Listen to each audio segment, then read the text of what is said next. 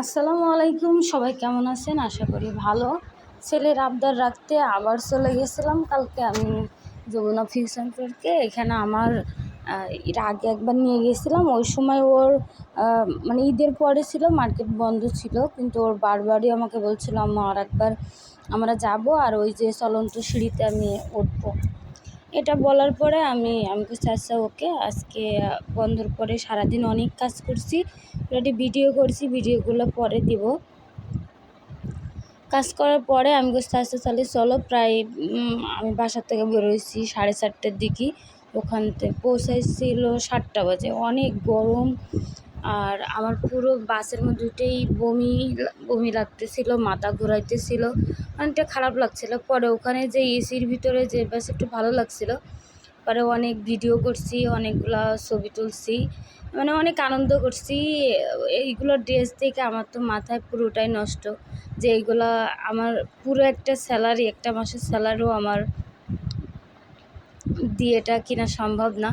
কিন্তু দেখতে তো সমস্যা নাই, কিন্তু মার্কেটের ভিতরে যে ভাইয়েরা ছিল ওনারা বলছে এগুলো হলো দেখা পার্টি। যেটা যাই হোক, আমরা এই যে ভদ্রলোকের যেভাবে দাঁড়ায় রয়েছে ওরকম একটা পোস্টপাস আমি কিছু নিলাম। আমার জাস্ট আনন্দ করছিলাম। আমি হাফিজ তো আমার বিহেভগুলো দেখে অনেক হাসছিল, এই জন্য আরও বেশি করছিলাম, কেন ও অনেক আনন্দ পাচ্ছিল। আর ওর আনন্দ পাওয়ার জন্যই আমার এত কষ্ট, এত পরিশ্রম।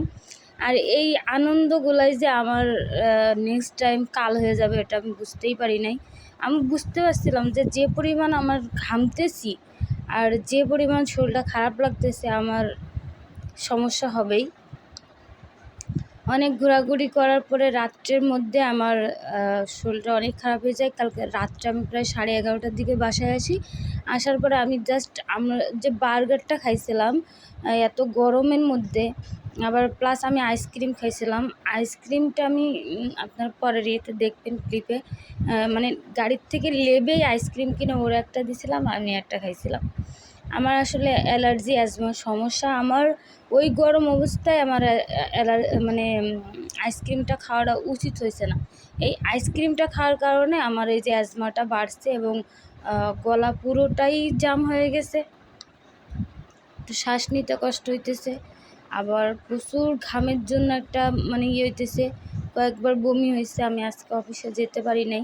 আসলে আমার জবটা একটু অন্যরকম, এখানে একটা দিন অ্যাবসেন্ট করা মানে আমার স্যালারি থেকে অনেকগুলো টাকা কাটা, আবার অনেক সমস্যা ফেস করা লাগে। সবাই ভালো থাকেন, টাটা।